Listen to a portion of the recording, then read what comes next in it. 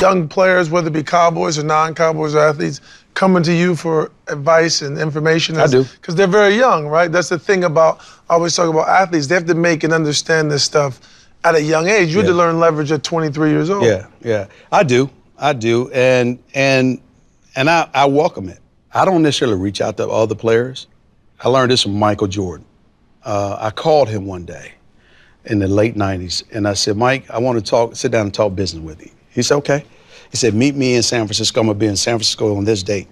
Jumped on the plane, hopped up there, flew up there, sat down. We met at the Four Seasons. We sat down in the lobby area.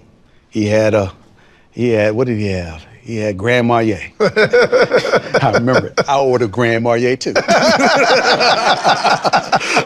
And so we sat there and we talked about all types of business. And at the end, my question was to Mike. I said, Mike, why don't many of us do this? How come we don't sit down and have a conversation with each other like this, or parlay our resources together and go conduct business at the highest level like this? He said, well, E, it's like this. He said, what did you do? He said, you picked up the phone and you called me. You wanted to have some information. If you didn't call, we would have never had this meeting. He said, but all because you called, I wanted to give it.